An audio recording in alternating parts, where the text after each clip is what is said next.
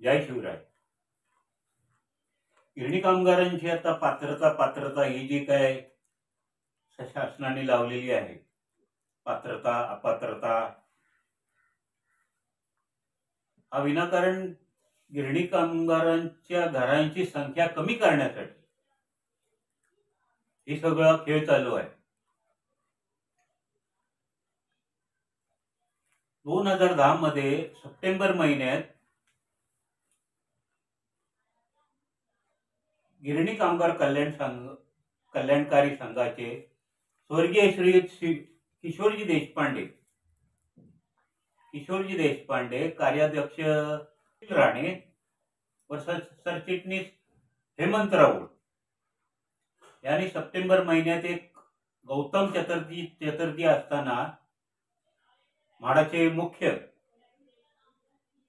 गौतम चॅटर्जी यांना एक पत्र दिलेलं आहे.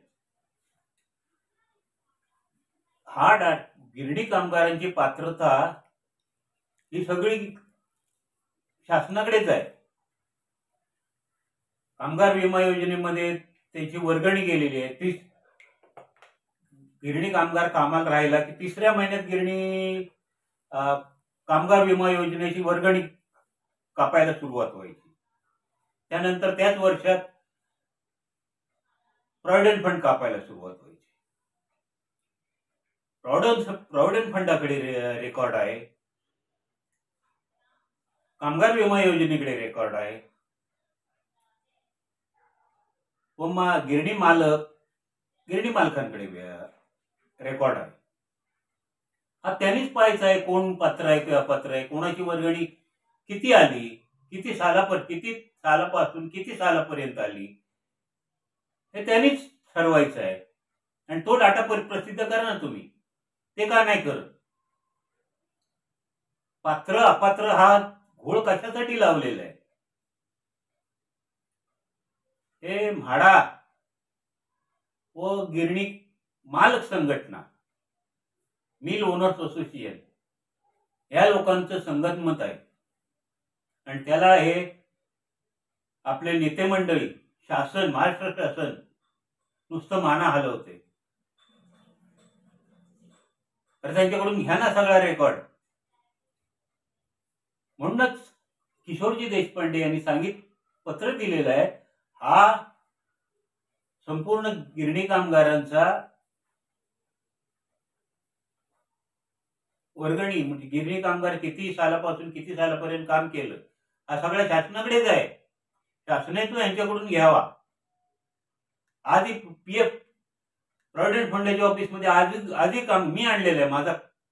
माझी वर्गणी किती सालापासून किती सालापर्यंत आलेली आहे पीएफला. झालं की त्याच्यातच निश्चिती झाले. कामगार विमा योजनेची वर्गणी आहे. मग तुम्ही का छळताय कामगारांना? काय गरज काय कामगारांना छळायची? आज गिरणी कामगार 70-80च्या घरात गेलेला आहे आणि त्याला सर्टिफिकेट आणायला लावताय. बिचारा काठी टेकत तो गिरण्याच्या ऑफिसवर जातो. तिकडे त्याला कोण दाद देत नाही. 2-2, 3-3 वेळा जातो. हे का त्रास देताय तुम्ही? गिरणी कामगारांना त्रास का देतात?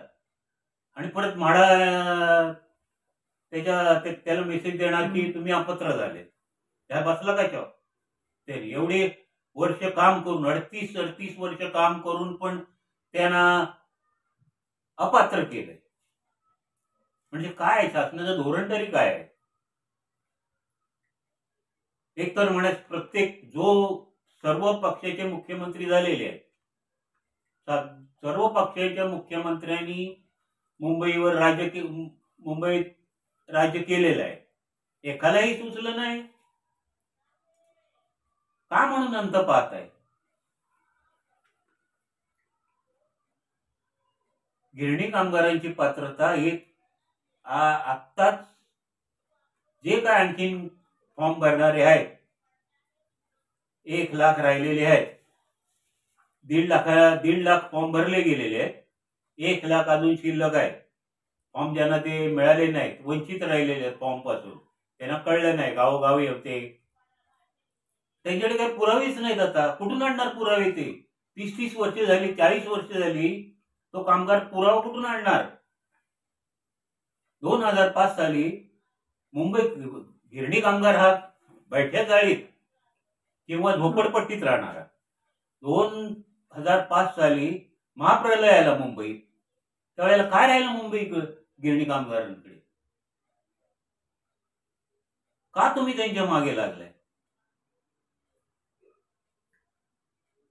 गिरण्याची जमीन तुम्ही महाराष्ट्र शासनाची जमीन भाडेपट्ट्यावर दिलेली गिरणी मालकांना, ती विकायला त्यांना परमिशन कोणी दिली? मालकांना विकायची परमिशन कोणी दिली? हा मूळ प्रश्न आहे. आणि आता 2.5 लाख गिरणी कामगारांची संख्या तुम्ही कमी कमी करत आणलाय. हे काय काळाबेर आहे तुमचं? यासाठी सर्व गिरणी कामगारांनी, गिरणी कामगार वारस सर्वांनी आंदोलनाशिवाय पर्याय नाही. आमरण उपोषण वा आंदोलन, नाहीतर आजपर्यंत जी.आर. काढलाय, जी.आर.ची अंमलबजावणी नाही, एवढ्या संथ गतीने चाललाय. अरे केव्हा देणार तुम्ही? गिरणी कामगार आता 30-40% गिरणी कामगार शिल्लक आहे, बाकी सगळे गेलेत सरकारच्या नावाने बोट मोडून मोडून. तरी मुख्यमंत्री, माननीय मुख्यमंत्री एकनाथजी शिंदे साहेबांनी याच्यात लक्ष घालून कामगार विमा योजना, प्रॉव्हिडंट फंड ऑफिस व मिल मालक संघटना यांच्याकडून सर्व गिरणी कामगारांचा रेकॉर्ड घ्यावा आणि तो प्रसिद्ध करावा आणि त्यांनाच ऋण द्यावे, त्यांनाच फॉर्म द्यावे. काय ह्या फॉर्मचा गोंधळ घातलाय? बँकेत दिले, एकाने 10 घेतलेत, एजंट लोकांनी, तुमच्या म्हाडाच्या एजंट लोकांनी 10 घेतले. सातारला प्रीतम एजन्सीने फॉर्म वितरित केले. हे कोणाचं कारस्थान? सातारला मेळावा घेतला कार्यालय आणि त्यांच्याकडून फॉर्म भरून घेतले. हे काय एजंटचे काम? तरी माननीय मुख्यमंत्री, महाराष्ट्र मुख्यमंत्री एकनाथजी शिंदे, माननीय मुख्यमंत्री एकनाथजी शिंदे यांनी याच्यावर एकमेव हा तोडगा आहे. त्यामुळे उर्वरित राहिलेल्या सर्व गिरणी कामगारांना फॉर्म उपलब्ध करून द्यावे. ज्यांची वर्गणी आलेली आहे त्यांना फॉर्म द्यावे आणि त्याप्रमाणे गिरणी कामगारांना घरे द्यावी, मोफत मुंबईतच घरे द्यावी.